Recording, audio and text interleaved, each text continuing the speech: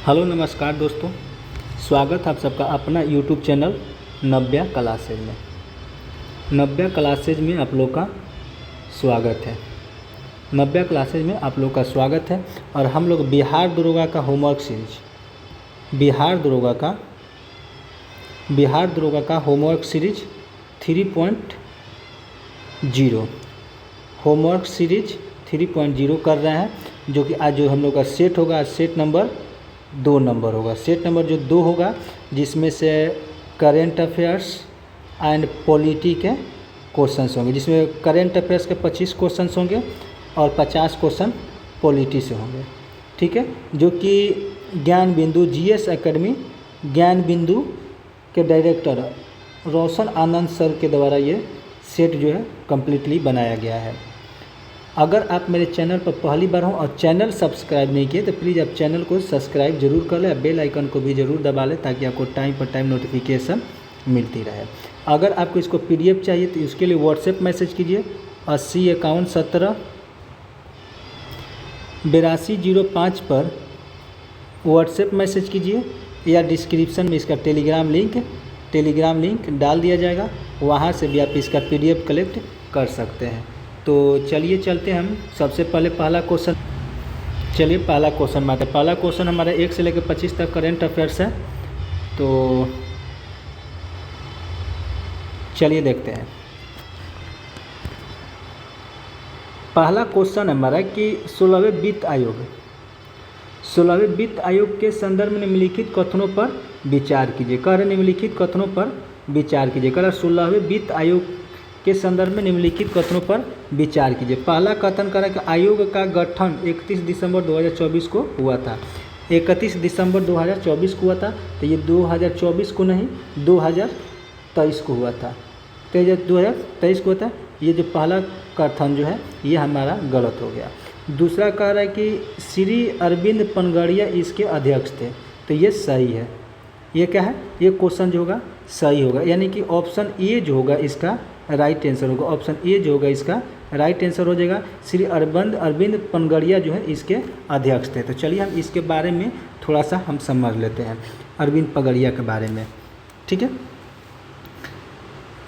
ये 16वां हुआ था। ये कब हुआ था? 31 दिसंबर 2023 को। कब हुआ था? 2023 में। लागू कब किया गया? यहाँ लिखते हैं लागू कब किया गया। लागू कब किया गया? तो 1 अप्रैल 2026 को इसको लागू किया गया। कितने साल के लिए? तो 5 साल के लिए इसको लागू किया गया और ये 2031 तक इसको कर दिया गया। ठीक है, चलिए इसका पॉइंट क्लियर हो गया। अब वित्त आयोग के बारे में समझ लेते हैं। वित्त आयोग, चलिए यहाँ इसको हम ले लेते हैं। वित्त आयोग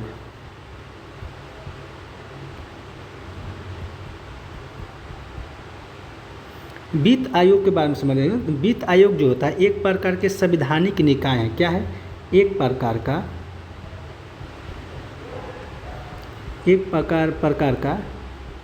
संवैधानिक निकाय है। क्या है? संवैधानिक निकाय है। यह एक प्रकार के संवैधानिक निकाय है। यह किस अनुच्छेद में है? वित्त आयोग जो है ये किस अनुच्छेद में है? तो अनुच्छेद 280 में है।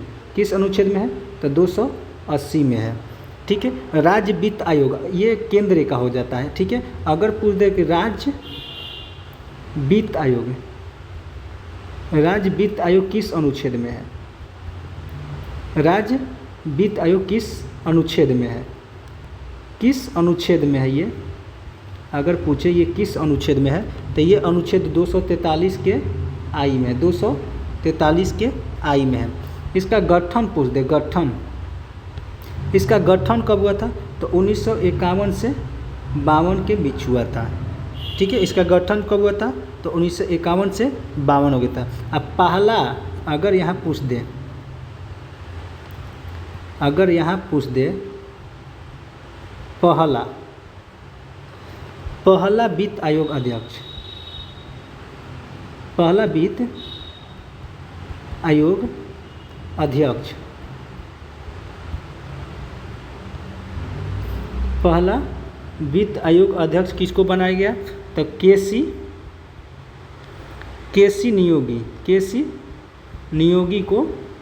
केसी नियोगी को बनाया गया।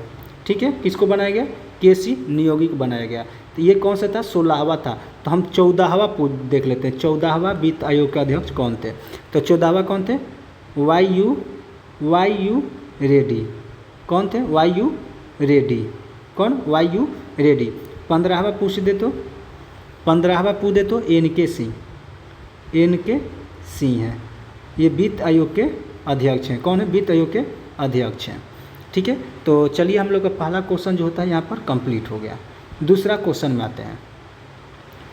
दूसरा नंबर क्वेश्चन है कि जगत गुरु राम भरद्वाचार्य को किस भाषा के साहित्य में उनके योगदान के लिए 98 ज्ञान पुरस्कार से सम्मानित किया गया है? 98 ज्ञानपीठ पुरस्कार से सम्मानित किए गए हैं। तो ये किस भाषा से थे? तो संस्कृत भाषा से। ऑप्शन सी जो होगा इसके राइट आंसर हो जाएगा। इनके साथ में एक और थे, गुलजार थे। इनके साथ एक गुलजार थे जो कि उर्दू भाषा के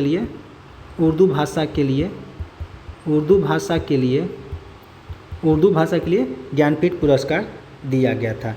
ठीक है, ये कौन सा पुरस्कार है? तो 98 ज्ञान पुरस्कार दिया गया है। चलिए हम आगे देखते हैं।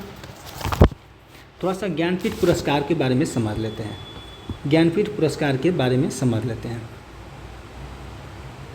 चलिए,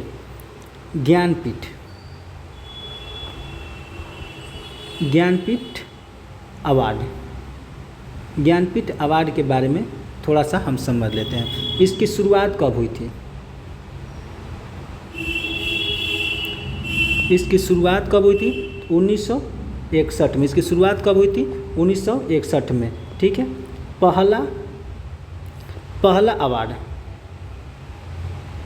पहला अवार्ड कब दिया गया था? तो 1965 में।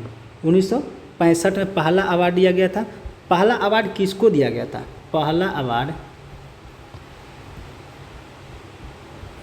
पहला अवार्ड दिया गया किसको दिया गया? पहला अवार्ड दिया गया जी शंकर कुरूप को दिया गया। किसको दिया गया? जी शंकर कुरूप को दिया गया। भाषा कौन सा था? भाषा मलयालम के लिए दिया गया था। मलयालम के लिए दिया गया था। ठीक है, चलिए आगे देखते हैं। हिंदी भाषा के लिए पहला पुरस्कार महिला में किनको दिया गया? हिंदी पुरस्कार के लिए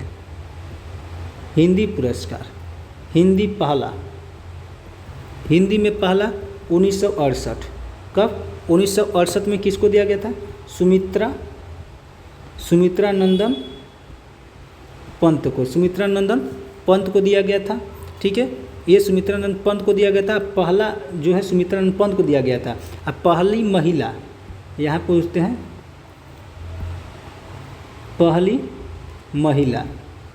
पहली महिला किनको दिया गया था? तो आशा पूर्णा को दिया गया था। भाषा किस में था इनका? भाषा बंगला में। किस बुक के लिए दिया गया था इनको? तो याना बुक के लिए इनको दिया गया था। ठीक है, और सुमित्रानंद पंत को किस बुक के लिए दिया गया था? किस बुक के लिए इनको अवार्ड दिया गया था? तो चितंबरा के लिए। किसके दिया गया था? चितंबरा के लिए। किसके लिए दिया गया था? तो चितंबरा के लिए। चलिए आगे आते हैं कि पहली महिला हिंदी भाषा।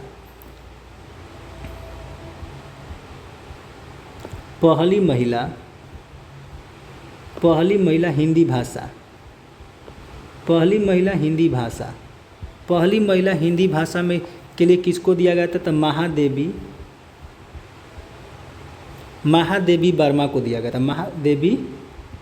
महादेवी वर्मा को दिया गया था। किसको दिया गया था? महादेवी वर्मा को दिया गया था। कब दिया गया था आपको? कब दिया गया था? तो 1982 ईस्वी में दिया गया था। 1982 ईस्वी में दिया गया था। कौन सा बुक के लिए? तो याना बुक के लिए दिया गया। ये जो है आपका गलत हो गया है, ये गलत हो गया है। यह हमारा याना बुक के लिए यहाँ पर दिया गया था। ठीक है, आगे चलते हैं। ज्ञानपीठ अवार्ड जो है, ज्ञानपीठ अवार्ड कितने भाषा में दिया जाता है? ज्ञानपीठ अवार्ड जो है 22 भाषा में दिया जाता है। कितने भाषा में दिया जाता है? तो 22 भाषा में दिया जाता है। 59वां ज्ञानपीठ पुरस्कार, 59वां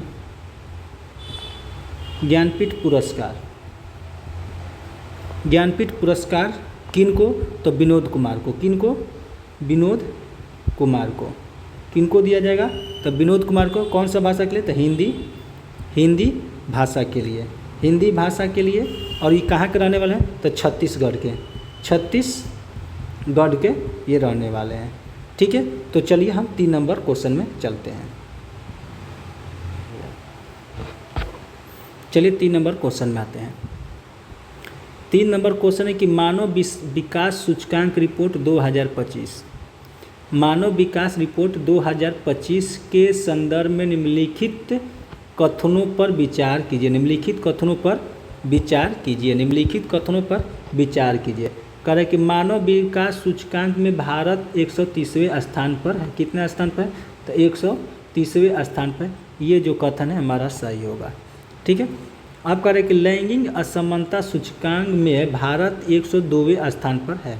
भारत जो है 102वें स्थान पर है, जो कि भारत कितना स्थान पर है? 131वां स्थान पर है। तो ये 2 नंबर क्या होगा?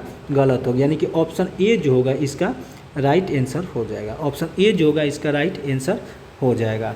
चलिए इसके बारे में थोड़ा सा हम समझ लेते हैं।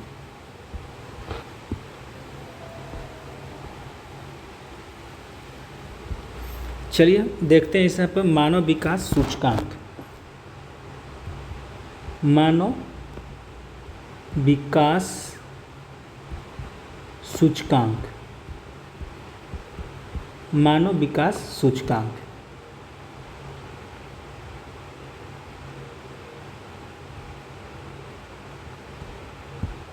चलिए मानव विकास सूचकांक के बारे में देखते हैं। जारी कौन करता है? इसको जारी कौन करता है? तो जारी कौन करेगा? यूएनडीपी जारी करता है। ठीक है, यूएनडीपी की स्थापना कब हुआ था? यूएनडीपी की स्थापना कब? तो 1965 में। 1965 में। इसका हेड क्वार्टर कहाँ पे है? इसका हेड क्वार्टर न्यूयॉर्क। ठीक है, इसका हेड क्वार्टर कहाँ है? न्यूयॉर्क। यहाँ पर यूएनडीपी का फुल फॉर्म होता है संयुक्त राज्य विकास परिषद। क्या होता है? विकास परिषद। क्या होता है? विकास परिषद। ठीक है, चलिए जारी कौन करता है? ये हो गया। आगे देखते हैं कि पहली बार जारी कब हुआ था। पहली बार जारी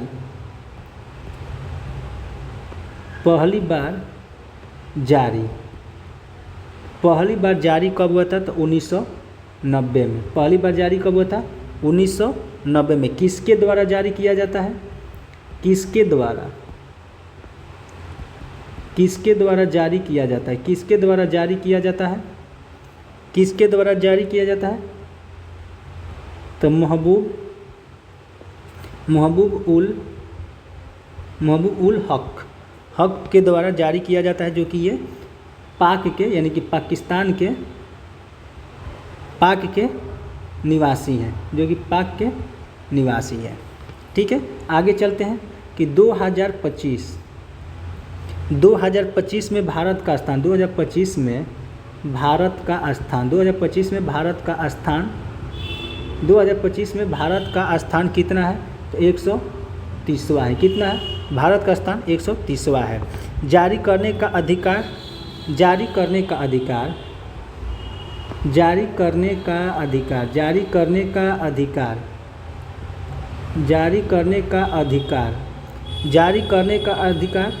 तीन है। जारी करने का अधिकार कौन कौन है? तो 3 है। कौन कौन है? चलिए पहला हो गया शिक्षा, दूसरा हो गया स्वास्थ्य, तीसरा हो गया प्रति व्यक्ति आय। तीसरा हो गया प्रति व्यक्ति आय हो गया। ठीक है, अब ये जो स्वास्थ्य जो होता है इसको बोलते हैं जीवन प्रसाता, इसको जीवन प्रसाता भी बोलते हैं। ठीक है, ये 2025 में यहाँ लिखते हैं 2025 में निर्धारित किया गया था। क्या निर्धारित किया गया था? कब? तो 71 से 72 साल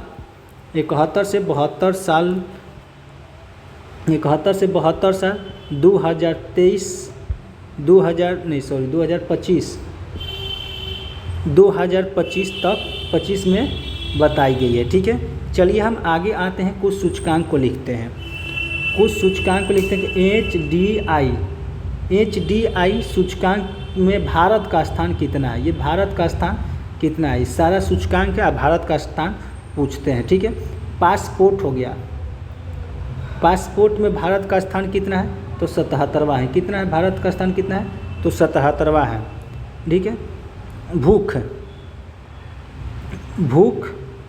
भूख सूचकांक में भारत का स्थान, भूख सूचकांक में भारत का स्थान कितना है? तो 105वां है। कितना है? 105वां है। सतत विकास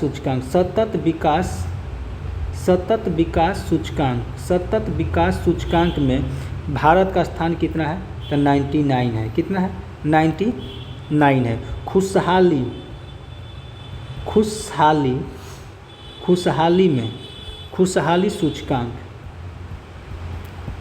सूचकांक में भारत का स्थान कितना है? तो 118वां है। कितना है? 118वां है। आगे चलते हैं। प्रेस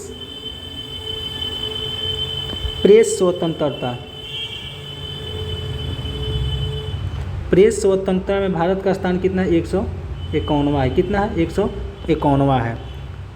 पर्यावरण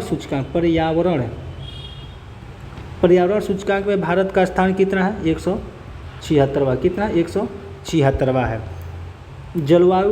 जलवायु का सूचकांक कितना है भारत में? जलवायु का सूचकांक कितना है? तो 10वां है। कितना है? तो 10वां है। ठीक है, शांति सूचकांक भारत में कितना है? तो 115वां है। यहाँ पर सारा सूचकांक जो है यहाँ पर हम लिख दिए। चलिए हम आगे चलते हैं 4 नंबर क्वेश्चन में। 4 नंबर क्वेश्चन है कि प्रधानमंत्री मुद्रा योजना के तहत किस ऋण श्रेणी की सीमा 50,000 से 5 लाख तक कर दी गई? 50,000 से 5 लाख तक की कर दी गई है। जिसका राइट आंसर जो होगा बी हो जाएगा, ऑप्शन बी किशोर हो जाएगा। ठीक है, शिशु का कितना है? 0 से 50,000। कितना है?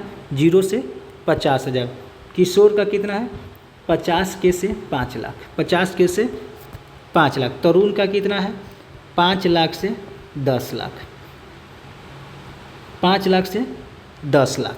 ठीक है, तरुण प्लस का कितना है? 10 लाख से 20 लाख। 10 लाख से 20 लाख कर दिया गया है। ठीक है, नहीं तरुण का नहीं, इसको 10 लाख से 20 लाख कर दिया गया है। ठीक है, कितने प्रकार के लोग हैं इसमें? कितने प्रकार के लोग हैं? तो ये 4 प्रकार के लोग हैं। कितने प्रकार के? तो ये 4 प्रकार के लोग हैं। आगे यहाँ पर देख लेते हैं प्रधानमंत्री मुद्रा योजना। प्रधानमंत्री मुद्रा योजना की शुरुआत कब हुई थी? तो 2015 में। कब हुई थी? तो 2015 में। ठीक है, ये किसके द्वारा होता है? तो केंद्र सरकार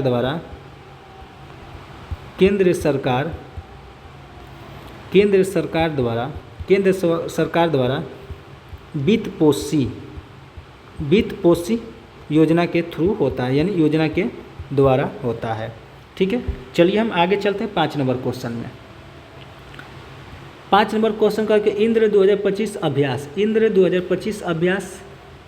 अभ्यास के संदर्भ में निम्नलिखित कथनों पर विचार कीजिए। निम्नलिखित कथनों पर विचार कीजिए। निम्नलिखित कथनों पर विचार कीजिए।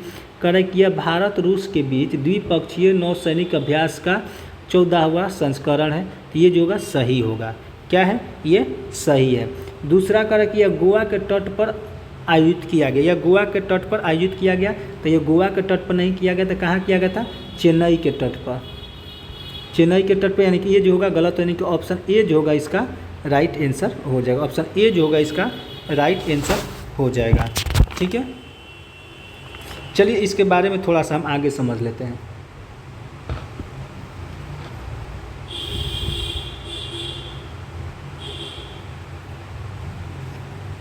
पहला नंबर हो गया कि रिमपैक अभ्यास। रिमपैक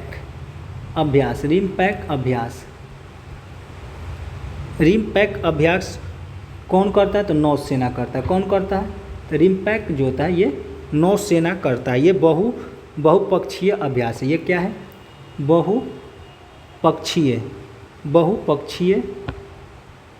बहुपक्षीय अभ्यास है। क्या है? ये बहुपक्षीय अभ्यास है। ये बहुपक्षीय अभ्यास है। आयोजन कहाँ होता है? आयोजन कहाँ होता है? तो ये होता है अमेरिका में। कहाँ होता है? ये होता है अमेरिका में। आयोजन कहाँ होता है? तो ये होता है अमेरिका में। दूसरा नंबर देखते हैं। 2 नंबर हो गए जामाता।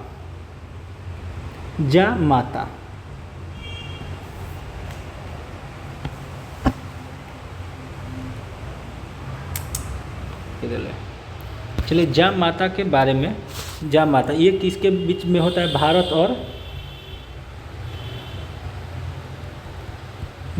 और जापान।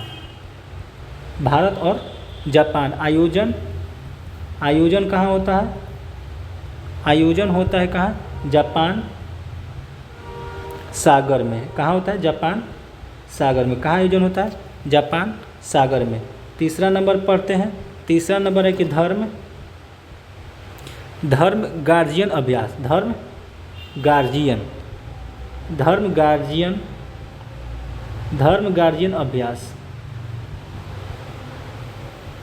गार्जियन अभ्यास भारत और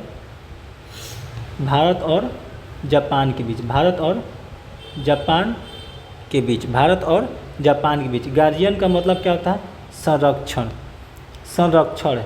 ठीक है, यह आ जाएगा। धर्म संरक्षण अभ्यास भी आ सकता है। 4 नंबर है। 4 नंबर देखते हैं तो खंजर। 4 नंबर जो एक खंजर है। ठीक है, ये 13वां है। ये खंजर जो ये 13वां है, जो कि 2025 में हुआ है। 2025 में ये हुआ है भारत और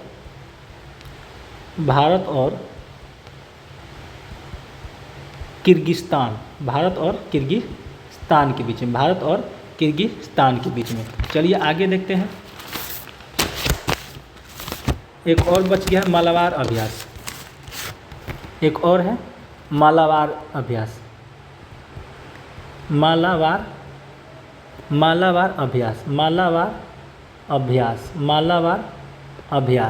ठीक है, इसमें 4 देश हैं। इसमें क्या है? 4 देश हैं। तो 4 देश हैं QUAD में जो शामिल है वो मालाबार में भी शामिल है। चलिए हम आगे चलते हैं 6 नंबर क्वेश्चन में।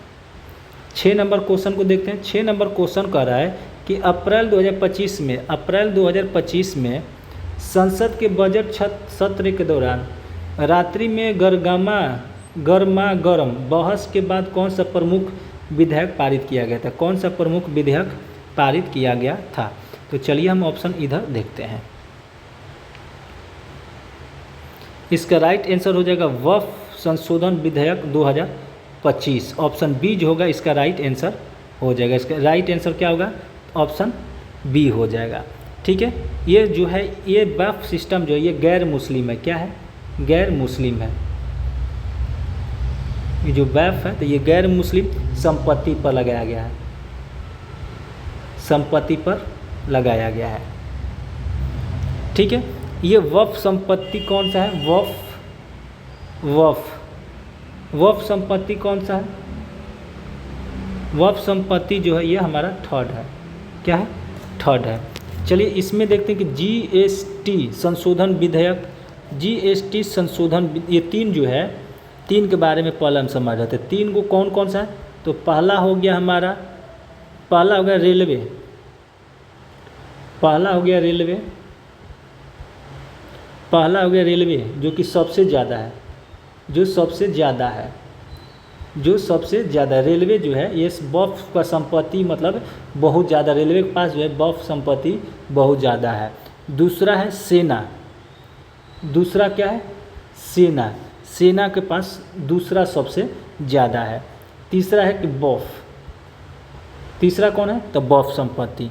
ठीक है, चलिए हम आगे देखते हैं, आगे देखते हैं। यहाँ पर बहुत विस्तृत से इसको पढ़ लेते हैं, वक्फ सिस्टम जो है। चलिए, वक्फ बोर्ड के अंतर्गत एक महिला नियुक्ति की जाएगी। ठीक है, चलिए इसको पहले एक सेकंड और इसको देख लेते हैं। डी नंबर जो है समान नागरिक संहिता विधेयक, ये कब लागू किया गया था, तो ये लागू हुआ है उत्तराखंड में। कहाँ लागू है, उत्तराखंड में, उत्तराखंड में ये लागू हुआ। कहाँ है, उत्तराखंड में, जो कि गोवा में, उत्तराखंड गोवा, उत्तराखंड गोवा, जो कि यहाँ पर पहला बार ये समान नागरिकता संहिता लागू हुआ था। ठीक है, भूमि अधिग्रहण अधिनियम, ये 100वां अधिनियम है। कौन सा है, ये 100वां अधिनियम है, ये 100वां अधिनियम है। क्या है, ये 100वां अधिनियम है, ये 100वां अधिनियम है, जो कि भारत और बंगाल के बीच समझौता हुआ था 3 बार कॉरिडोर से। ठीक है, 100वां अधिनियम जो है ये कब आया था, 100वां अधिनियम के बारे में थोड़ा सा हम देख लेते हैं।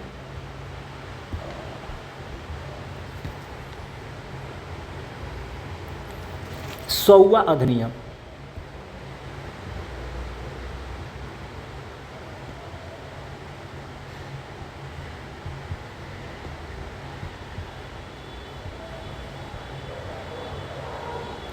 सौवा अधिनियम कब आया था, तो 2015 में। कब आया था, 2015 में संशोधन किया गया था, 2015 में संशोधन किया गया था। इसका वस्तुकार कौन थे, ठीक है, संशोधन किया गया था। संसद के बारे में दिया हुआ है, तो संसद के बारे में थोड़ा सा देख लेते हैं। ठीक है, संसद के बारे में देख लेते हैं। तो संसद का वस्तुकार कौन थे, संसद के वस्तुकार, वस्तुकार, संसद के वस्तुकार कौन थे, तब बिमल पटेल। कौन, बिमल पटेल कौन है, तब बिमल पटेल है, जो कि नई संसद का निर्माण किए थे, जो कि नई संसद का, जो कि नई संसद का। और इनका आकार जो है, आकार कैसा है, तो त्रिभुजाकार है, त्रिभुजाकार है। इनका आकार जो है त्रिभुजाकार है। अवस्थित है, कहाँ पर अवस्थित है, तो ये हमारे दिल्ली में अवस्थित है। कहाँ अवस्थित है, ये हमारे दिल्ली में अवस्थित है। उद्घाटन कब हुआ था, उद्घाटन पूरे तो कब हुआ था, तो 28 मई 2023 को। ठीक है, 28 मई 2023 को हुआ था। किनके जन्मदिन पर, तो वीर सावरकर के जन्मदिन पर ये हुआ था। ठीक है, किस कंपनी द्वारा बनाया गया था, किस कंपनी द्वारा ये बनाया गया था, तो टाटा कंपनी के द्वारा बनाया गया था। ठीक है, प्रोजेक्ट किसके पास था, प्रोजेक्ट किसके पास था, तो सेंट्रल विस्टा, किसके पास, सेंट्रल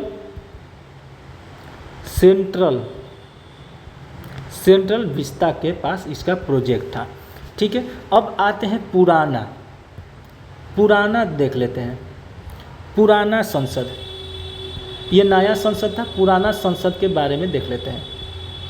पुराना संसद गठन कब हुआ था, पुराना संसद का गठन कब हुआ था, तो 1931 में। कब गठन हुआ था, 1931 में। पहला व्यक्ति बैठने वाला कौन था, पहला व्यक्ति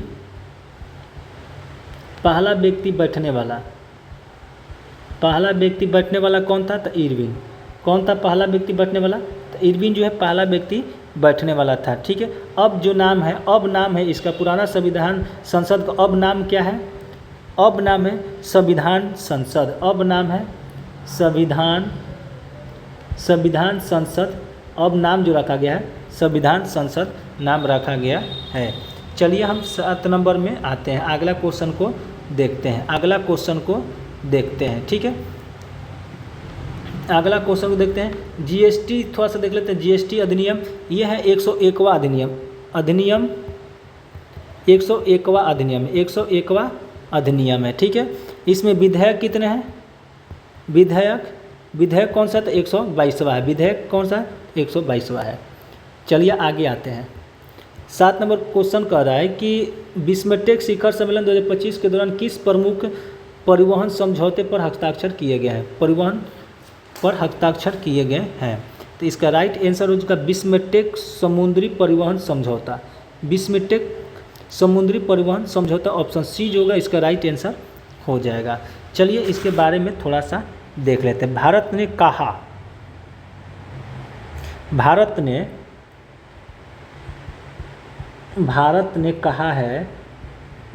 कहा है कि 2027 में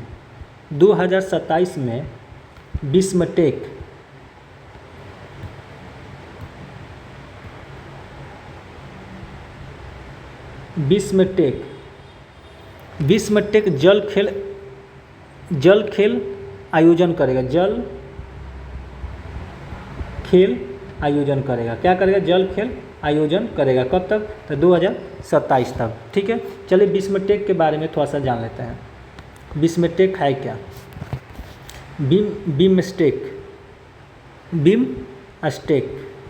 बिमस्टेक क्या है, इसके बारे में थोड़ा सा समझ लेते हैं। आयोजन कहाँ होता है? तो आयोजन 2025 में कहाँ हुआ है? तो ये हुआ 2025 में बैंकॉक। कहाँ हुआ है? तो बैंकॉक कहाँ है? तो थाईलैंड में है। बैंकॉक कहाँ है? तो थाईलैंड में है, ठीक है। इसमें देश कितना है? बिस्मटेक में देश कितना है? तो देश है 7 गो, ठीक है। देश कितना है? तो वर्तमान में 7 है। वर्तमान में 7 हैं। कौन कौन सा है उसको हम लोग देख लेते हैं। कौन कौन है? पहला देख लेते हैं बांग्लादेश,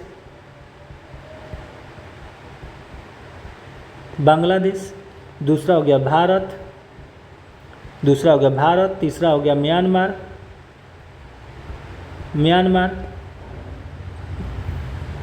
4 नंबर हो गया श्रीलंका, 5 नंबर हो गया थाईलैंड, 6 नंबर हो गया भूटान, और 7 नंबर जो है ये हो गया नेपाल। 7 नंबर जो है ये हो गया हमारा नेपाल हो गया। 7 नंबर क्या हो गया? ये नेपाल हो गया। भूटान और नेपाल बाद में जोड़ा गया था।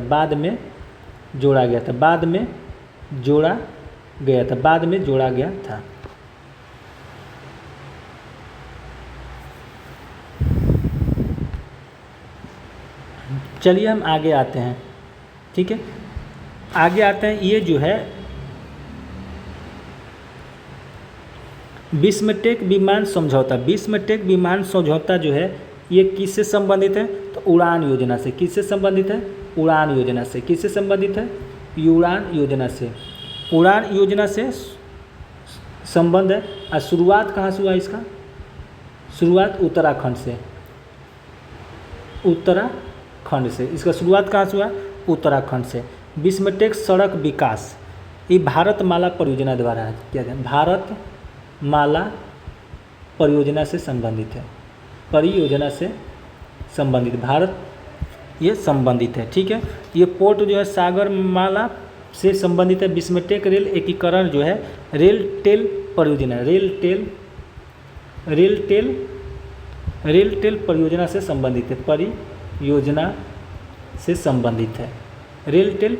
से संबंधित है। आगे आते हैं 8 नंबर क्वेश्चन में। 8 नंबर क्वेश्चन में आते हैं हम। 8 नंबर क्वेश्चन कर रहे कि नासा के अंतरिक्ष यात्री सुनीता विलियम्स और बुच विमलोर का अंतरिक्ष में विस्तारित मिशन कितने समय का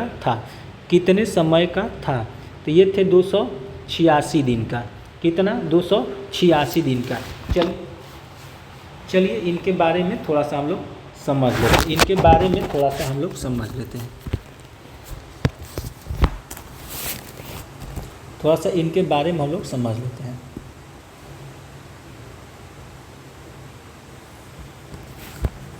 सुनीता, क्या नाम था उनका?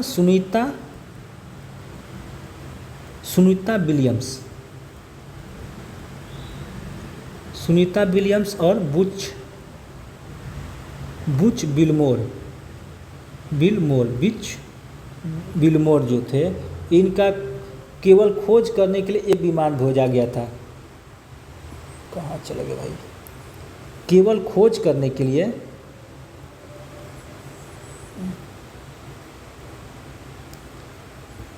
केवल खोज करने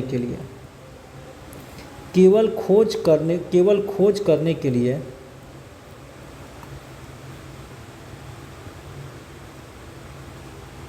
एक विमान भेजा गया था, जिसका नाम क्या था? क्रू 9। जिसका नाम क्या था? क्रू 9। ये कहाँ से भेजा गया था? तो अमेरिका से। कहाँ से भेजा गया था? तो अमेरिका से। कहाँ से भेजा गया था? तो ये अमेरिका से भेजा गया था। अमेरिका से भेजा गया था। ये कंपनी कौन है? कंपनी हमारा नासा और नासा स्पेक्स 10 के द्वारा भेजा गया था। किसके द्वारा भेजा था? दोनों के द्वारा भेजा गया था। ठीक है। लाने के लिए कौन सा था? लाने के लिए क्रू 10 लाने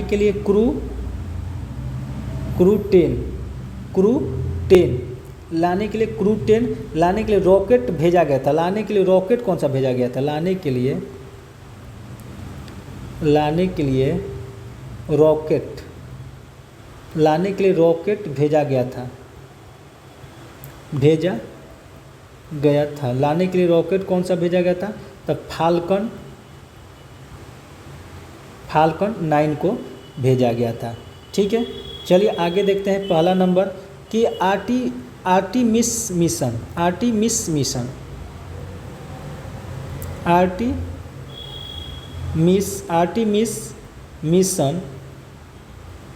ये पूर्णतः नासा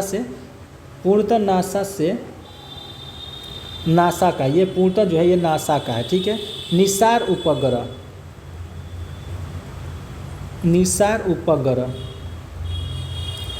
निसार उपग्रह जो है ये नासा और इसरो से संबंधित है, जो कि भारत का हो गया नासा और इसरो जो हो गया अमेरिका का। भारत और अमेरिका का दोनों का मिला जुला कर है। ठीक है। तीसरा है आकाश तीर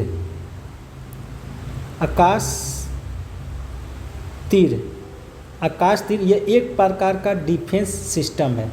यह एक प्रकार का डिफेंस सिस्टम है। क्या है? ये एक प्रकार का डिफेंस सिस्टम है। ठीक है। इसका निर्माण देखिए बढ़िया से, इसका निर्माण जो है DRDO के द्वारा होता है। किसका निर्माण किसके द्वारा होता है? तो आकाशीय जो है आकाश तीर जो है एक प्रकार का डिफेंस सिस्टम है, जिसका निर्माण कौन करता है? DRDO का निर्माण कब हुआ था? तो 1958 में। इसका हेडक्वार्टर कहाँ पे है? तो दिल्ली में है। इसका हेडक्वार्टर कहाँ है? तो दिल्ली में। अध्यक्ष कौन है? अध्यक्ष है समीर कामत। अध्यक्ष कौन है? समीर कामत है। चलिए हम आगे चलते आगे नंबर क्वेश्चन में। क्वेश्चन नंबर 9 में आते हैं। क्वेश्चन नंबर 9 को देखते हैं। कह रहा है कि द ब्रूटलिस्ट में अपनी भूमिका के लिए किस अभिनेता ने सर्वश्रेष्ठ अभिनेता का पुरस्कार जीता है? इसका राइट आंसर हो जाएगा एड्रियन ब्रोडी। ऑप्शन बी जो होगा इसका राइट आंसर हो जाएगा। ठीक है। ये किस फिल्म के लिए दिया गया था? तो द ब्रूटलिस्ट के लिए दिया गया था। ये किसके लिए दिया गया? द ब्रूटलिस्ट के लिए दिया गया था। एक्ट्रेस कौन थी? अगर एक्ट्रेस पूछ दे,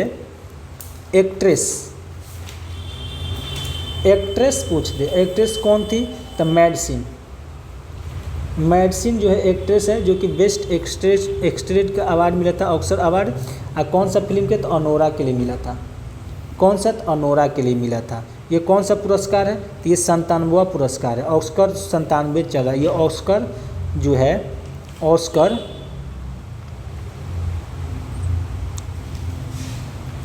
ऑस्कर 97वां है। कौन सा? ऑस्कर 97वां है। ठीक है, चलिए 10 नंबर क्वेश्चन में आते हैं। 10 नंबर क्वेश्चन में 10 नंबर क्वेश्चन के राजकोषीय स्वास्थ्य सूचकांक, राजकोषीय स्वास्थ्य सूचकांक PHI 2025 के संदर्भ में निम्नलिखित कथनों पर विचार कीजिए। निम्नलिखित कथनों पर विचार कीजिए। पहला है कि इसे भारतीय रिजर्व द्वारा जारी किया जाता है। इसे भारतीय रिजर्व द्वारा जारी किया जाता है।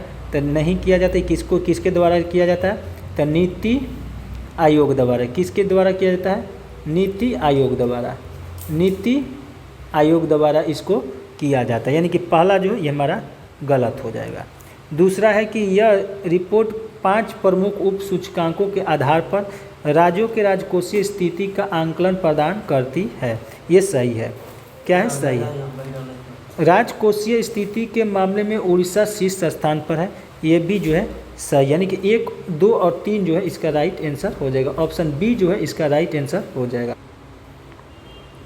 चलिए 11 नंबर क्वेश्चन देखते हैं। विश्व आर्थिक मंच WEF वार्षिक बैठक 2025 के संदर्भ में निम्नलिखित कथनों पर विचार कीजिए। निम्नलिखित कथनों पर विचार कीजिए। कर कि यह WEF की 55वीं वर्षगांठ बैठक थी। सही है। यह स्विट्जरलैंड के दावोस में आयोजित की गई थी। यह भी सही, यानी कि 1 और 2 जो है दोनों सही है। क्या है? 1 और 2 जो है दोनों सही है। उद्घाटन समारोह में PM मोदी शामिल थे। ठीक है, चलिए RBI अधिनियम थोड़ा सा देख लेते हैं। RBI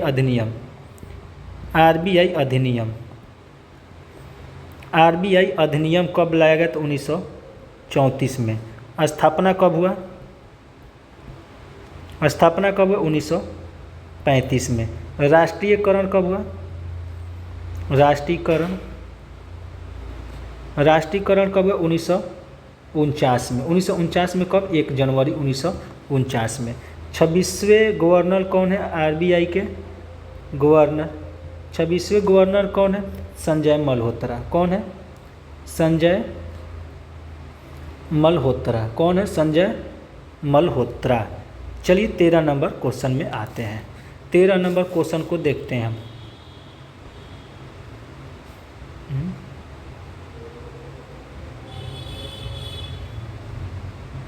11 नंबर हो गया, या 12 नंबर क्वेश्चन को देखते हैं। ठीक है, 12 नंबर क्वेश्चन है कि भारतीय रिजर्व बैंक RBI की 9वीं संदर्भ कथनों पर विचार कीजिए। ठीक है, ये जो बताए ये वाला इसके संदर्भ में। ठीक है, तो इसका जो कह रहा है कि भारत के एक राष्ट्रपति द्रौपदी मुर्मू ने RBI की 90वीं वर्षगांठ के समापन समारोह में भाग लिया है। एक जो है ये सही हो जाएगा। RBI को संसद के अधिनियम द्वारा इंपीरियल बैंक ऑफ इंडिया की जगह स्थापित किया गया है। ये जो होगा गलत होगा, यानी कि ऑप्शन ए जो होगा इसका राइट आंसर हो जाएगा। इंपीरियल बैंक के जगह पर क्या किया गया था? SBI को किया गया था। इंपीरियल बैंक को SBI के रूप में। ठीक है, SBI के जगह पर किया गया था। किसको? SBI को। इंपीरियल बैंक जो है इंपीरियल बैंक, इसके जगह क्या हुआ था? SBI। SBI का राष्ट्रीयकरण कब हुआ था? SBI का राष्ट्रीयकरण कब हुआ था? इसका राष्ट्रीयकरण हो गया था 1955 में। स्थापित कब हुआ था? स्थापित भी जो हुआ था ये भी 1955 में हुआ था। ठीक है, बैंकों की संख्या कितनी थी इसमें? बैंकों की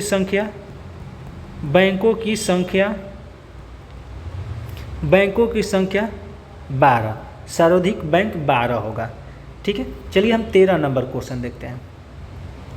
13 नंबर क्वेश्चन करके निम्नलिखित जल प्रणालियों पर विचार कीजिए। जल प्रणालियों पर विचार कीजिए। उपरोक्त में से कौन सी जल प्रणाली वर्ल्ड मॉन्यूमेंट्स वॉच लिस्ट 2025 में शामिल की गई है?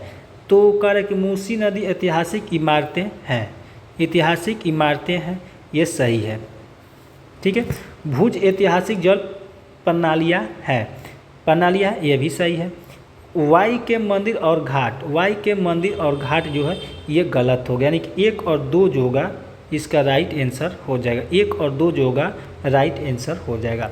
वाटर, वाटर के बारे में थोड़ा सा समझ लेते हैं। जल, जल, जल जीवन मिशन, जल जीवन मिशन कब लाया गया था? तो 2019 में। कब लाया गया था? 19 में। नारा क्या था? नारा हर घर नल से जल, हर घर नल से जल था। ठीक है, 14 नंबर क्वेश्चन में आते हैं हम।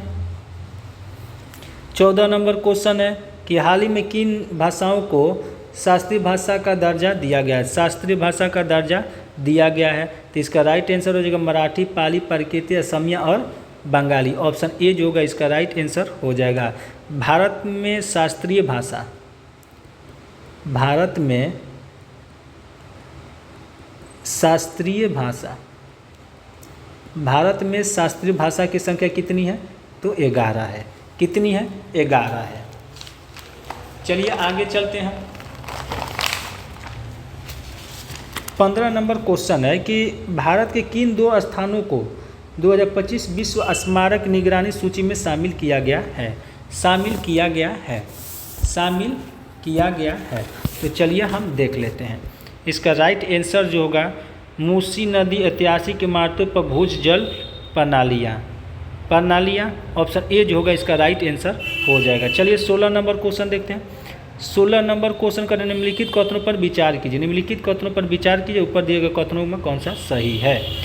तो कह रहा कि अमित शाह 5 अगस्त 2025 को लाल कृष्ण आडवाणी के कार्यकाल को पीछे छोड़ते हुए भारत के इतिहास में सबसे लंबे समय सेवा वाले केंद्रीय गृह मंत्री बन गए। ऑप्शन ए जो होगा इसका राइट आंसर हो जाएगा।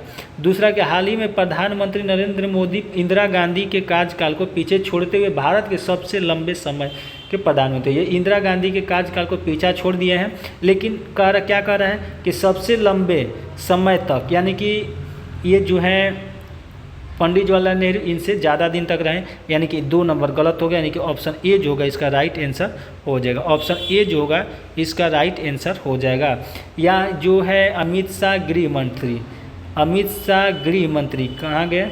गृह मंत्री, अमित शाह गृह मंत्री और सहकारिता मंत्री हैं।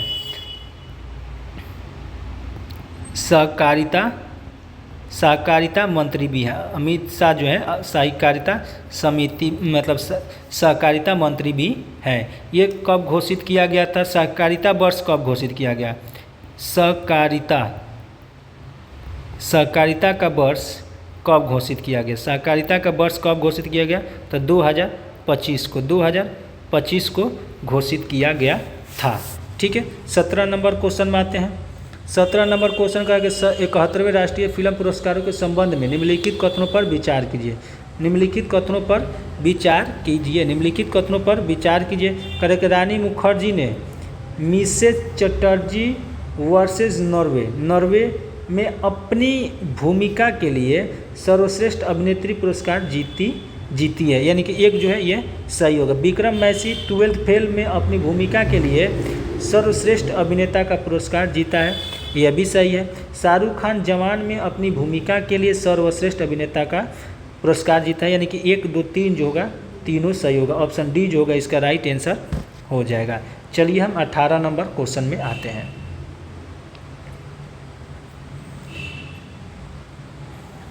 18 नंबर क्वेश्चन है कि अप्रैल 2025 में पहलगाम आतंकी हमले की जिम्मेदारी किस आतंकवादी समूह ने ली है?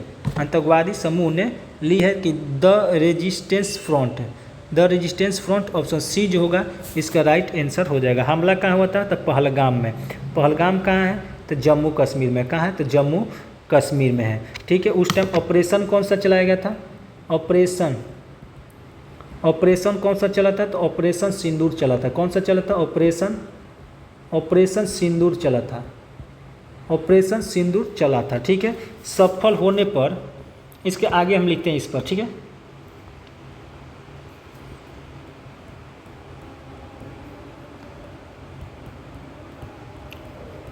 सफल होने पर तिरंगा यात्रा चलाया गया था। तिरंगा यात्रा चलाया गया था। चलाया गया था, कहाँ चलाया गया था? तो जम्मू कश्मीर में, जम्मू कश्मीर के वहाँ के जनता के द्वारा, वहाँ के नागरिक के द्वारा, वहाँ के नागरिक के द्वारा चलाया गया था, वहाँ के नागरिक के द्वारा चलाया गया था। ठीक है, शांति के लिए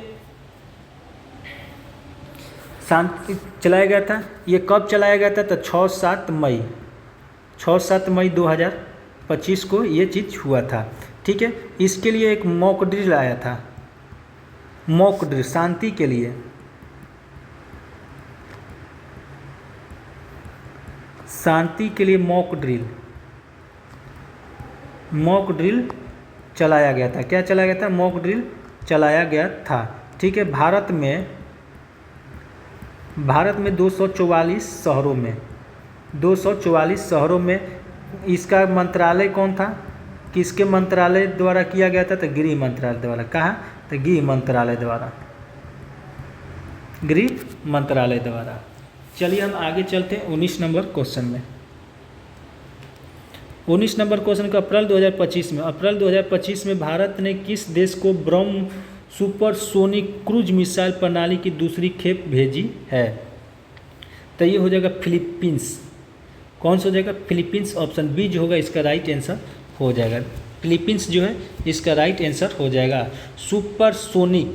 सुपरसोनिक अगर रेंज पूछ दे, रेंज तो 350 से 450 किलोमीटर कर दी गई है।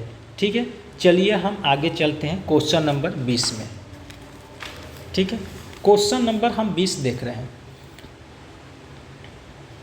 क्वेश्चन नंबर 20 है कि किस भारतीय लेखक की लघु कथा संग्रह हार्ट लैम्प को अंतर्राष्ट्रीय बुकर पुरस्कार 2025 के लिए सूचीबद्ध किया गया है? तो इसका राइट आंसर हो जाएगा बानू मुश्ताक। ऑप्शन ए जो होगा इसका राइट आंसर हो जाएगा। 21 नंबर क्वेश्चन है कि कोची मेची लिंक परियोजना के संदर्भ में निम्नलिखित कथनों पर विचार करें। निम्नलिखित कथनों पर विचार करें। या बिहार में कोसी नदी की अधिशेष जल को मेची नदी की ओर मोड़ने की परियोजना है। ये जो होगा सही होगा। इस परियोजना को प्रधानमंत्री कृषि सिंचाई योजना त्वरित सिंचाई लाभ कार्यक्रम के अंतर्गत शामिल किया गया है। ये भी सही है, यानी कि इसका जो हो जाएगा 1 और 2 जो है दोनों सही होगा। इसका 1 और 2 दोनों सही होगा। ये 2024 के बजट का, ये है 2024 का बजट। ये कब का है? 2024 के बजट, 2024 के बजट का है। इसमें क्या कहा गया था? तो कि 11,500 करोड़ रुपया दिया जाएगा। भारत की पहली नदी खोड़ो परियोजना केन बेतवा लिंक परियोजना है। ठीक है, 22 नंबर क्वेश्चन में आते हैं। 22 में हाल ही में प्रधानमंत्री नरेंद्र मोदी ने कहा है कि भारत के ऑरेंज इकोनॉमी बन गया। या ऑरेंज इकोनॉमी से आप क्या समझते हैं? ऑरेंज इकोनॉमिक्स क्या है? यह भारत की क्रिएटिव अर्थव्यवस्था। ऑप्शन ए जो होगा इसका राइट आंसर हो जाएगा। चलिए इसके बारे में हम थोड़ा सा समझ लेते हैं। ऑरेंज इकोनॉमी जो है कि भारत के क्रिएटिव अर्थव्यवस्था से संबंधित है। ब्लू इकोनॉमी पूदे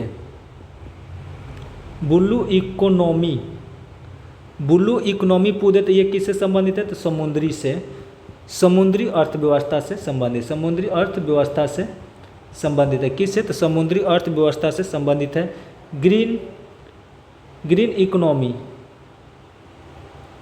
ग्रीन इकोनॉमी जो है पर्यावरण अर्थव्यवस्था से संबंधित है। चलिए हम 23 नंबर क्वेश्चन में आ रहे हैं। 23 नंबर क्वेश्चन जल जीवन मिशन को किस वर्ष तक बढ़ा दिया गया है? जल जीवन मिशन जो है 2028 तक बढ़ा दिया गया। ऑप्शन सी जो होगा इसका राइट आंसर हो जाएगा। जल जीवन मिशन कब लाया गया था? तो 2019 में लाया गया था 5 वर्ष के लिए, यानी कि 2024 तक कर दिया गया। फिर 2024 से बढ़ाकर 2028 कर गया। ऑप्शन सी जो होगा इसका राइट आंसर हो जाएगा। इसमें जो है जल जीवन मिशन में टॉप स्टेट कौन सा है? टॉप स्टेट अगर पूछ दे, टॉप स्टेट पूछ दे तो कौन सा हो जाएगा? गोवा हो जाएगा। टॉप स्टेट पूछ दे तो गोवा हो जाएगा, जिसमें हर घर जल कार्यक्रम हो गया है। ठीक है, टॉप जिला पूछ दे, टॉप जिला पूछते तो बुरहानपुर। जो कि अब हमारा एमपी में यानी कि मध्य प्रदेश में है। 100वां जिला पूदे, 100वां जिला जो है ये चंपा है, चंबा जो कि आंध्र प्रदेश में है। ठीक है, चलिए हम 24 नंबर क्वेश्चन को देखते हैं। 24 नंबर क्वेश्चन को अच्छे से देखेंगे। 24 नंबर क्वेश्चन का, किस राज्य में ग्रीनफील्ड हवाई अड्डा और भारत हवाई अड्डे का विस्तार किया गया है? इसका राइट आंसर हो जाएगा ऑप्शन सी जो होगा, इसका राइट आंसर हो जाएगा ऑप्शन सी, बिहार। चलिए इसके बारे में थोड़ा सा विस्तृत समझ लेते हैं एकदम बढ़िया से। ठीक है, चलिए। एयरपोर्ट, भारत का सबसे बड़ा एयरपोर्ट, भारत का सबसे बड़ा एयरपोर्ट, ये हमारा एयरपोर्ट लिखा हुआ कौन था? इंदिरा गांधी एयरपोर्ट। भारत का सबसे बड़ा एयरपोर्ट जो है इंदिरा गांधी एयरपोर्ट है। ठीक है, भारत में एआई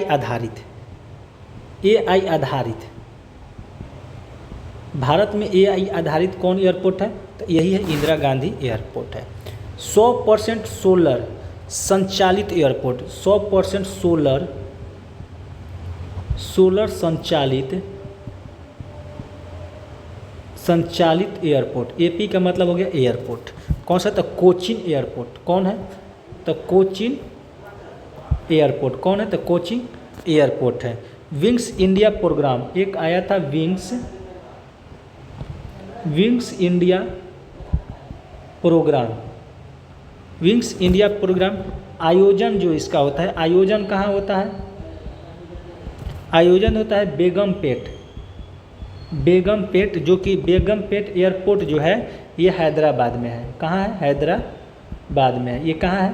हैदराबाद में है। एक अवार्ड दिया गया था विंग्स इंडिया प्रोग्राम के तहत, एक अवार्ड दिया गया था।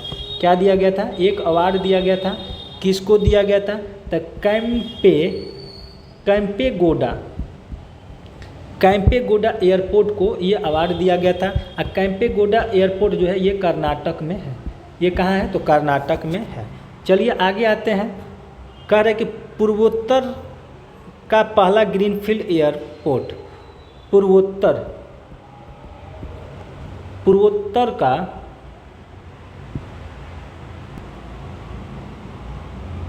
कहाँ चला गया भाई? चलिए यहाँ पे देखते हैं पूर्वोत्तर, उसके आगे पूर्वोत्तर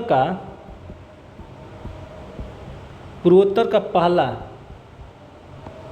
ग्रीनफील्ड एयरपोर्ट, ये कहाँ है? डेनी पोलो कहाँ पे है? अरुणाचल प्रदेश में। कहाँ पे? ये है अरुणाचल प्रदेश में। अगला है भारत का पहला ग्रीन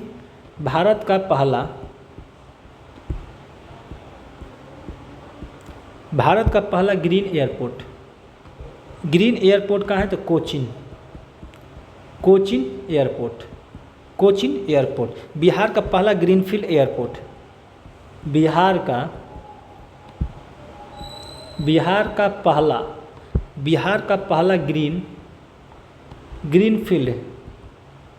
का पहला ग्रीनफील्ड एयरपोर्ट कहाँ है? तो ये हमारा पटना एयरपोर्ट है। कौन है? पटना एयरपोर्ट है। ठीक है, ब्राउनफील्ड जो है,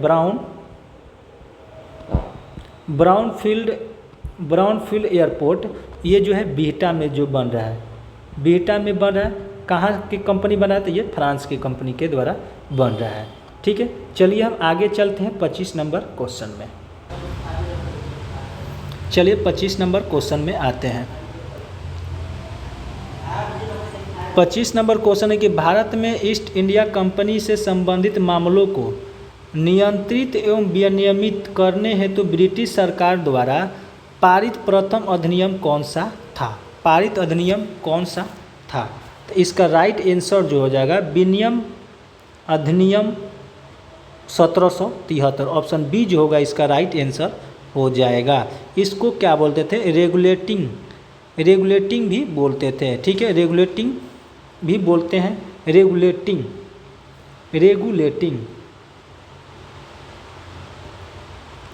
रेगुलेटिंग का मतलब क्या होता है? नियमित। क्या होता है? नियामक या नियमित, नियामक। नियामक होता है। नियामक अधिनियम, नियामक अधिनियम, ठीक है। रेगुलेटिंग एक्ट का मतलब होता है नियामक अधिनियम। चलिए इसको हम बहुत बढ़िया से समझते हैं, ठीक है, बहुत बढ़िया से समझते हैं कि 1773 के अनुसार बंगाल के गवर्नर को बंगाल के गवर्नर जनरल कहा गया। इसी के अंतर्गत बंगाल के गवर्नर को बंगाल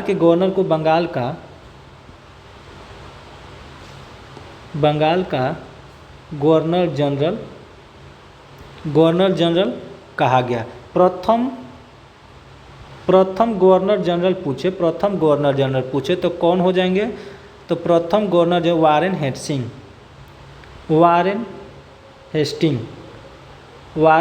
जो हो जाएगा प्रथम गवर्नर जनरल हो जाएगा। इसी अधिनियम के द्वारा कोलकाता में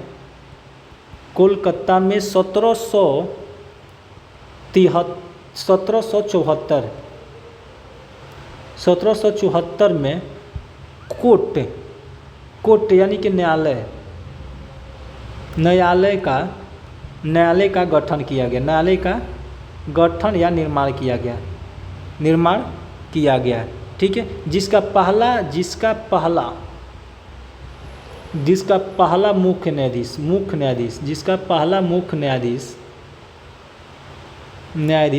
न्यायाधीश कौन थे? पहला मुख्य न्यायाधीश कौन थे? तो सर लीजा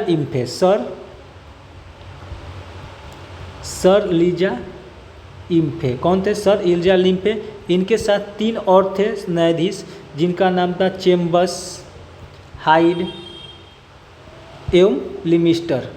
कौन थे? लिमिस्टर। इनके साथ 3 लोग और थे, ठीक है। 1773 के रेगुलेटिंग एक्ट को प्रयास एवं भूल की संज्ञा दी गई थी। इसमें बहुत प्रकार की कमियां थी। इस कमियों को दूर करने के लिए 1781 का अधिनियम एक्ट लाया गया था, जिसको हम क्या बोलते थे? Act of settlement. क्या बोलते थे? एक्ट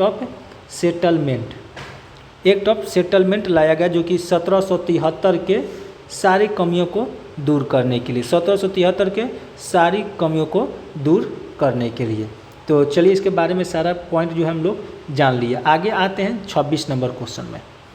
26 नंबर क्वेश्चन कर रहे कि निम्नलिखित में से कौन सी अधिनियम में कलकत्ता में सर्वोच्च न्यायालय की स्थापना की प्रावधान किया गया है? अभी हम लोग पढ़े हैं यहाँ पर कि रेगुलेटिंग एक्ट 1773। ऑप्शन ए जो होगा इसका राइट आंसर हो जाएगा, ठीक है। कोलकाता को कौन बसाया है? चलिए यहाँ देखते हैं। कोलकाता को कौन बसाया है? तो जॉब चारना ने। कौन? जॉब चारना ने। किसने बसाया है? तो जॉब चारना ने। 1911 तक भारत की राजधानी बना रहा। कब से? तो 1774 से लेके 1911 तक कोलकाता जो है, कोलकाता भारत की राजधानी बनी रही, ठीक है। 1911 में 1 अप्रैल 1912 में भारत की राजधानी कहाँ कर दिया गया? दिल्ली कर दिया गया। कहाँ कर दिया गया? दिल्ली कर दिया गया। आगे देखते हैं हम लोग कि 3 शहर को मिलाकर, 3 जगह को मिलाकर सूता नदी, कालीकट्टा और गोविंदपुर के मिलाकर, तीनों को मिलाकर क्या बनाया गया? तो कलकत्ता बनाया गया। तीनों को मिलाकर क्या बनाया गया? कलकत्ता को बनाया गया था। तो चलिए हम आगे चलते हैं 28 नंबर क्वेश्चन में। 28 नंबर क्वेश्चन दिया है मिलान करने के लिए, ठीक है। 28 नंबर क्वेश्चन है हमारा कि 28 नंबर क्वेश्चन है कि नियंत्रण परिषद की स्थापना पिट एक्ट अधिनियम के द्वारा हुआ था। यानी कि दो दो ये कट गया, ठीक है। सर्वोच्च न्यायालय की स्थापना, सर्वोच्च न्यायालय की स्थापना जो हुआ था ये किसके हुआ था, नियामक अधिनियम 1773, यानी कि 2-1 ऑप्शन बी जो होगा इसका राइट आंसर हो जाएगा। चलिए हम इधर समझते हैं सर्वोच्च न्यायालय की स्थापना। बोर्ड ऑफ कंट्रोलर शॉर्ट लिखते हैं। बोर्ड ऑफ कंट्रोलर क्या था कि अंग्रेजी कंपनी को देख रेख करने के लिए राजनैतिक, जो बोर्ड ऑफ कंट्रोलर होता है कि अंग्रेजी कंपनी का राजनैतिक गतिविधियों को देखने के लिए ये बनाया जाता है। किसके, राजनीतिक गतिविधियों को या राजनीतिक मामलों को देखने के लिए ये बनाया जाता है क्या, तो बोर्ड ऑफ कंट्रोलर। एक आता है board of director. Board of director आता है जो कि ये नियम व्यापार से संबंधित है। ये जो है व्यापार से संबंधित, ये जो होता है ये व्यापार से संबंधित होता है, ये जो होता है व्यापार से संबंधित होता है। ये मिशनरियों को जो ईसाई धर्म का प्रचार करने से उसको जाता था, ठीक है, ठीक है। ये दो चीज़ यहाँ याद रखिएगा। चलिए आगे आते हैं 28 नंबर का रहेगा Pitt's India act 1784। Pitt's India act 1784 के अंतर्गत कंपनी के किन कार्यों को अलग अलग कर दिया गया, किन कंपनियों को अलग अलग कर दिया गया, तो इसका राइट आंसर हो जाएगा वाणिज्य एवं राजनैतिक कार्यों को, वाणिज्य एवं राजनैतिक कार्यों को, वाणिज्य एवं राजनैतिक कार्यों को अलग अलग कर दिया गया। राजनैतिक हो गया बोर्ड ऑफ कंट्रोल, ये हो जाएगा वाणिज्य बोर्ड ऑफ डायरेक्टर, ठीक है। ऑप्शन बी जो होगा इसका राइट आंसर हो जाएगा। 29 नंबर है कि पिट्स इंडिया एक्ट 1784 के द्वारा किसका गठन किया गया था, किसका गठन किया गया था, तो बोर्ड ऑफ कंट्रोलर का। किसका, बोर्ड ऑफ कंट्रोलर का। ऑप्शन ए जो होगा इसका राइट आंसर हो जाएगा। 30 नंबर क्वेश्चन को देखते हैं कि पिट्स इंडिया एक्ट 1784 के अंतर्गत कंपनी के किन कार्यों को अलग किया गया, ये क्वेश्चन रिपीट है, ऑप्शन बी हो जाएगा। 31 है कि ईस्ट इंडिया कंपनी अधिनियम 1813 को रूप में जाना जाता है, तो इसका राइट आंसर हो जाएगा चार्टर अधिनियम, चार्टर अधिनियम। ऑप्शन ए जो होगा इसका राइट आंसर हो जाएगा। 32 है कि 1813 के चार्टर अधिनियम ने भारत के ईस्ट इंडिया कंपनी के शासन को अगले कितने वर्षों तक बढ़ा दिया गया, तो 20 वर्षों के लिए। कितना वर्षों के लिए, तो 20 वर्षों के लिए। ऑप्शन सी जो होगा इसका राइट आंसर हो जाएगा। 33 नंबर निम्नलिखित में से किसने भारत की शिक्षा की नींव डाली, इसको हम देख लेते हैं, इसका देख लेते हैं। इसका राइट आंसर जो होगा 1813 का चार्टर एक्ट सही है। General committee of public instruction 1823 ये भी सही है। प्राचित्य एवं आंग्ल विवाद ये भी सही है, ऑप्शन डी हो जाएगा। चलिए 34 नंबर चार्टर एक्ट 1813 के संबंध में निम्नलिखित कथनों पर विचार कीजिए, निम्नलिखित कथनों पर विचार कीजिए। तो इसमें भारत में ईस्ट इंडियन कंपनी के व्यापारिक आधिपत्य को चाय के व्यापार और चीन के साथ व्यापार को छोड़कर समाप्त कर दिया गया, ये सही है। 2 नंबर देखते हैं।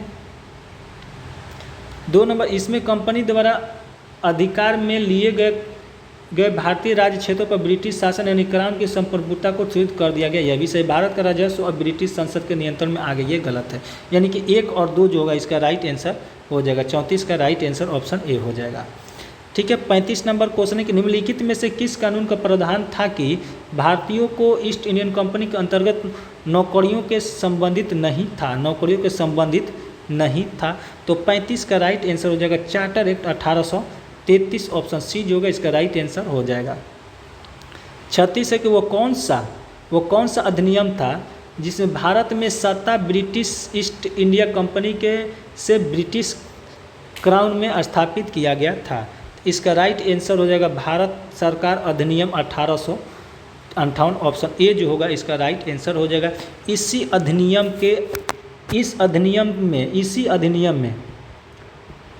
अधिनियम में समझिएगा, इसी अधिनियम में बोर्ड ऑफ डायरेक्टर और बोर्ड ऑफ कंट्रोलर को क्या कर दिया गया, समाप्त कर दिया गया।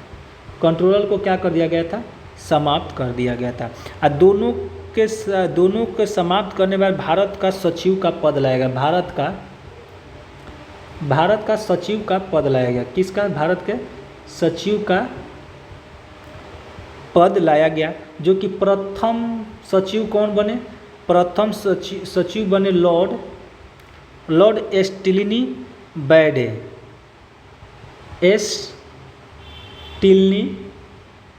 स्टिलनी बैड, ठीक है। ये प्रथम बने। भारत का गवर्नर जनरल का नाम, भारत का गवर्नर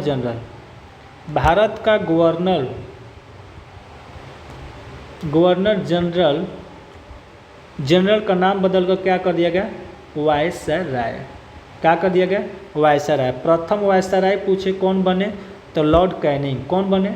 लॉर्ड कैनिंग जो है पहला वायसराय बने थे, ठीक है। चलिए हम 37 नंबर क्वेश्चन को देखते हैं। कह रहा है कि निम्न में से किस अधिनियम के अंतर्गत बागान मजदूरों को बिना अनुमति के चाय बागानों को छोड़ने की अनुमति नहीं थी? तो इसका राइट आंसर हो जाएगा अंतर्देशीय आवर्जन अधिनियम 1859। ऑप्शन सी जो होगा इसका राइट आंसर हो जाएगा। चलिए 38 नंबर क्वेश्चन देखते हैं। कह रहे हैं कि ब्रिटिश इंडिया के निम्नलिखित में से किस अधिनियम ने सामूहिक कार्यचालन के स्थान पर विभाग या विभागीय पद्धति द्वारा वायसराय के कार्यकारी परिषद पर उनके प्राधिकार को और अधिक बल प्रदान किया गया? तो 38 का राइट आंसर हो जाएगा भारतीय परिषद अधिनियम 1861। ऑप्शन ए जो होगा इसका राइट आंसर हो जाएगा। 39 नंबर क्वेश्चन है कि इंडियन काउंसिलिंग एक्ट भारतीय परिषद अधिनियम 1861 के बारे में निम्नलिखित में से कौन सा कथन सही है? निम्नलिखित में से कौन सा कथन जो है सही है? इसमें कानून बनाने का प्रयोजन से गवर्नर जनरल की परिषद का विस्तार किया गया। यह जो हमारा होगा सही होगा। अब गवर्नर जनरल सदस्यों की संख्या में वृद्धि करने के लिए प्राधिकार नहीं था, प्राधिकार था, ये जो होगा गलत होगा, यानी कि ऑप्शन ए जो होगा इसका राइट आंसर हो जाएगा। चलिए 40 नंबर क्वेश्चन को देखते हैं। कह रहा है कि अंग्रेजों ने भारत में अप्रत्यक्ष चुनाव की प्रणाली पहली बार निम्नलिखित में से किस अधिनियम द्वारा प्रारंभ किया था? किस अधिनियम के द्वारा प्रारंभ किया था? तो इसका राइट आंसर हो जाएगा हमारा 1892। ऑप्शन सी जो होगा इसका राइट आंसर हो जाएगा। चलिए इसके बारे में थोड़ा सा समझते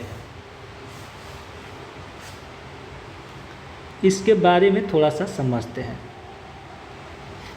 चलिए प्रत्यक्ष चुनाव, एक होता है प्रत्यक्ष चुनाव,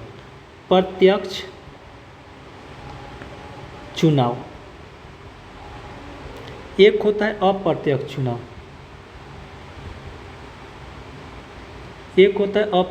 चुनाव, ठीक है। इसमें आम जनता जो होता है मतदान करता है, आम जनता जो है इसमें मतदान करता है, ठीक है। इसमें क्या होता है? आम जनता पार्टिसिपेट नहीं करता, इसमें आम जनता नहीं होता है। लोकसभा का चुनाव, विधानसभा का चुनाव, लोकसभा और विधानसभा का चुनाव शासन करता है, ठीक है। ये जो होता है राष्ट्रपति द्वारा किया जाता है। इसमें क्या होता है? राष्ट्रपति का चुनाव किया जाता है, राष्ट्रपति का चुनाव किया जाता है। और अप्रत्यक्ष जो है 1892 के भारत परिषद अधिनियम से हुई है, भारत परिषद अधिनियम से हुई है, भारत परिषद अधिनियम से हुई है। 1919 भारत शासन अधिनियम से शुरू होता है। ये प्रत्यक्ष चुनाव जो है 1919 के से स्टार्ट हुआ था, ठीक है। चलिए हम आगे आते हैं अगला क्वेश्चन में 41 नंबर। किस ब्रिटिश कानून द्वारा भारतीय प्रतिनिधियों को पहली बार भारतीय विधान परिषदों में चुनाव के लिए सीटों का आवंटन किया गया था? तो 41 का राइट आंसर हो जाएगा भारतीय परिषद अधिनियम 1892। ऑप्शन बी होगा इसका राइट आंसर हो जाएगा। 42 नंबर निम्नलिखित में से कौन सा 1892 में सुधारों का विस्तार था? तो 1909 का परिषद अधिनियम। ऑप्शन सी जो होगा इसका राइट आंसर हो जाएगा। इसे मार्ले मिंटो भी कहते हैं, इसे मार्ले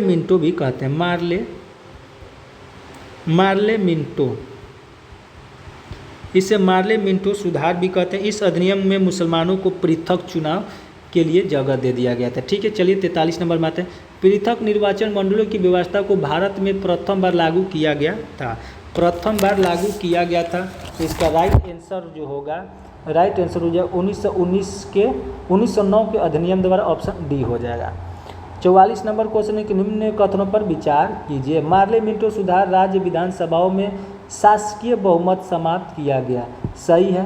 भारतीय शासन अधिनियम 1909 में अतिरिक्त गैर सरकारी व्यक्ति स्थानीय निकायों में अप्रत्यक्ष रूप से निर्वाचित हुए, यह भी सही, यानी कि ऑप्शन सी जो होगा इसका राइट आंसर हो जाएगा, दोनों सही होगा।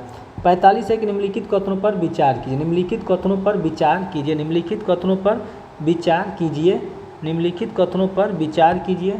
ये भी वही सेम क्वेश्चन है। 46 नंबर क्वेश्चन है कि निम्नलिखित में से किस अधिनियम में 120 सदस्यों वाले चैम्बर ऑफ प्रिंसेज की व्यवस्था की गई। चैम्बर ऑफ प्रिंसेज की व्यवस्था की गई 1919 के अधिनियम। 1919 के अधिनियम ऑप्शन बी हो जाएगा। 47 नंबर है कि भारत सरकार अधिनियम 1919 के विषय में निम्नलिखित में से कौन सा कथन सही नहीं है। कौन सा कथन जो है सही नहीं है, तो ऑप्शन डी जो होगा इसका राइट आंसर हो जाएगा, ये सही नहीं है। ये 1935 के अधिनियम में आया था।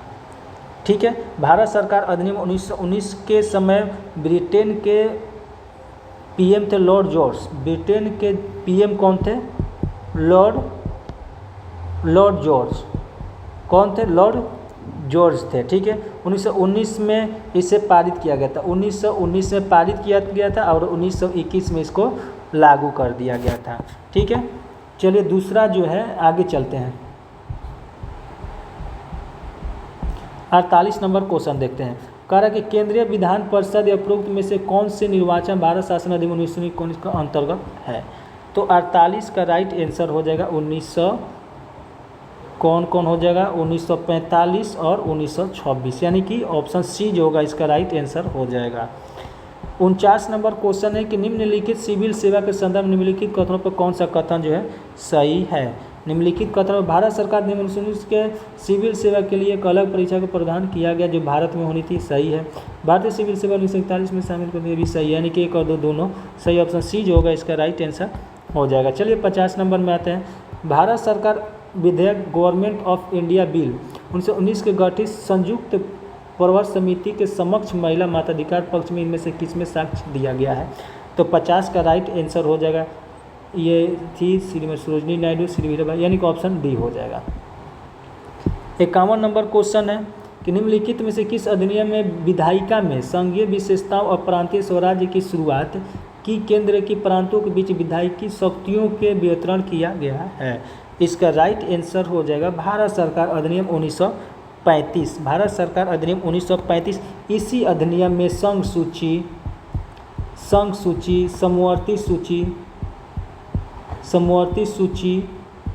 संघ सूची, समवर्ती सूची और राज्य सूची संबंधित है।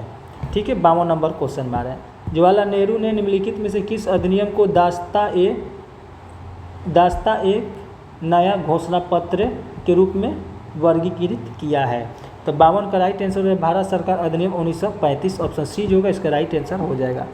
53 है कि भारत शासन अधिनियम 1935 के अनुसार प्रस्तावित संघीय विधायिका के उच्च सदन का नाम क्या था। तो 53 का राइट आंसर हो जाएगा federal chamber of provinces. Option A जो होगा इसका राइट आंसर हो जाएगा। 54 निम्नलिखित में से किस अधिनियम में विधायिका में संघीय प्रांतीय स्वतंत्रता शुरुआत केंद्र और प्रांतों के बीच होगा। क्वेश्चन रिपीट है। 55 नंबर क्वेश्चन के जवाहरलाल नेहरू ने निम्नलिखित में से किस अधिनियम नियम को साधुता का नया घोषणा पत्र के रूप में नियमित किया है। यह भी क्वेश्चन जो हमको लग रहा है रिपीट है। ठीक है, ऑप्शन सी हो जाएगा। 56 है कि भारत सरकार अधिनियम 1935 किस पर आधारित था। किस पर आधारित था? तो एक संघीय एवं संसदीय प्रणाली सिद्धांत पर। ठीक है, ऑप्शन डी जो होगा इसका राइट आंसर हो जाएगा।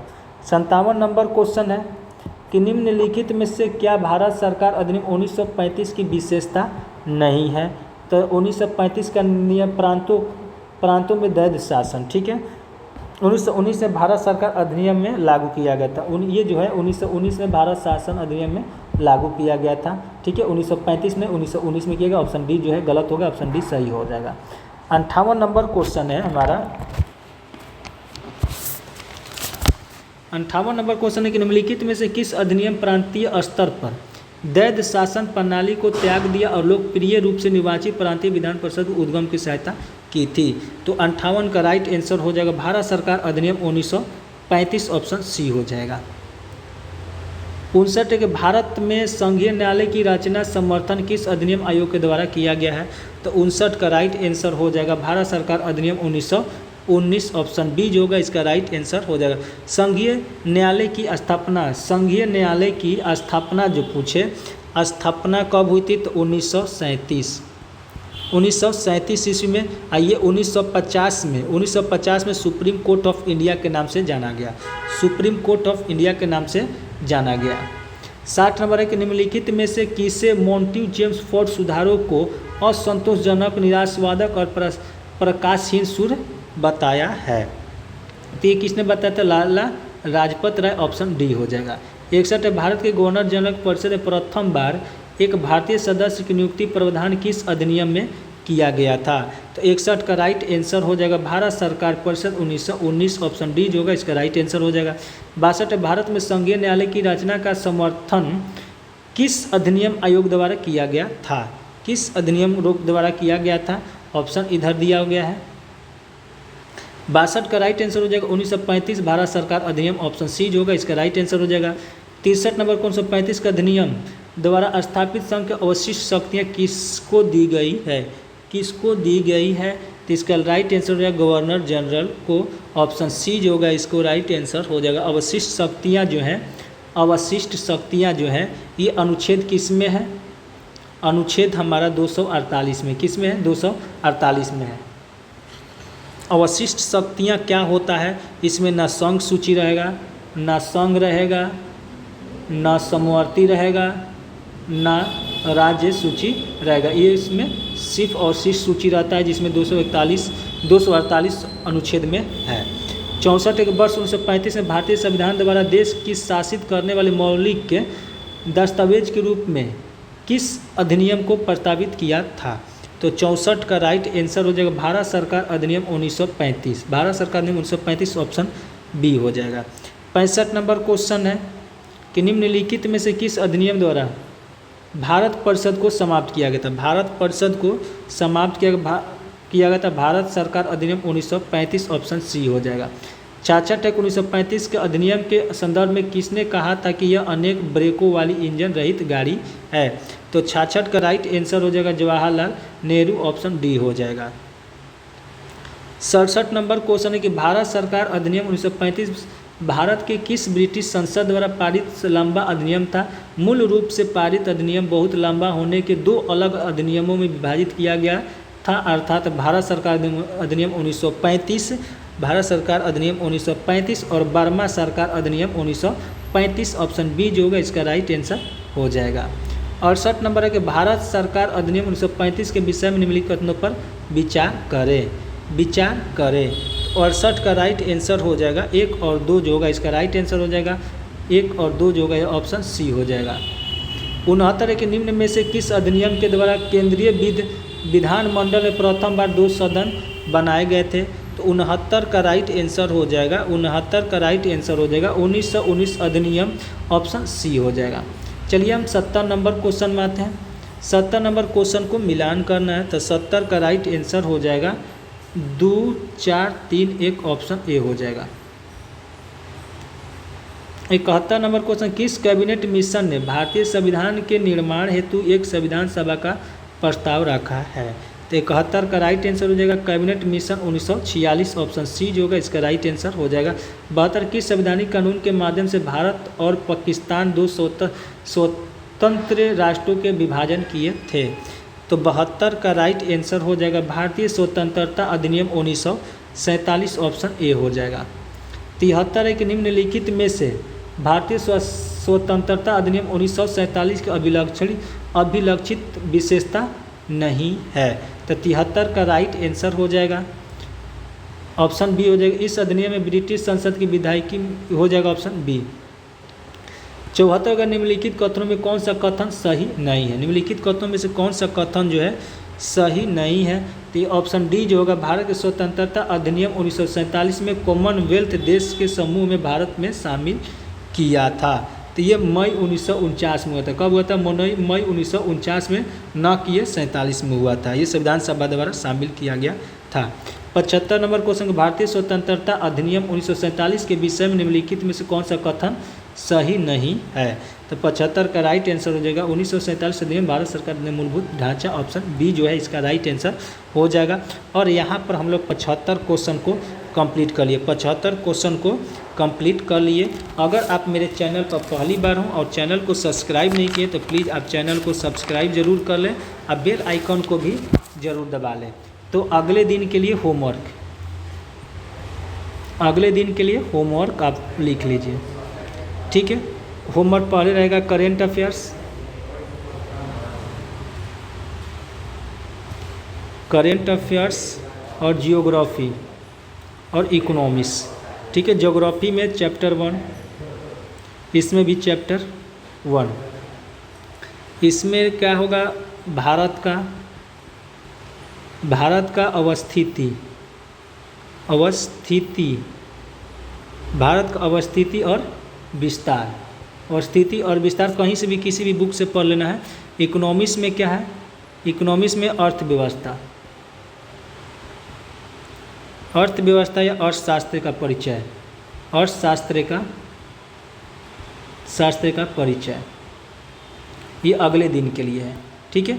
अगर आप मेरे चैनल पर पहली बार हो, चैनल को सब्सक्राइब नहीं किया तो प्लीज़ चैनल को सब्सक्राइब जरूर कर लें, आप बेल आइकन को भी ज़रूर दबा लें। अगर आपको इसका PDF चाहिए तो PDF के लिए व्हाट्सएप मैसेज कीजिए 8051178205 पर व्हाट्सएप मैसेज कीजिए, या डिस्क्रिप्शन में इसका टेलीग्राम लिंक डाल दिया जाएगा, वहाँ से भी इसका PDF कलेक्ट कर सकते हैं। तो चलिए मिलते हैं हम कितना नंबर, सेट नंबर 3 में मिलते हैं।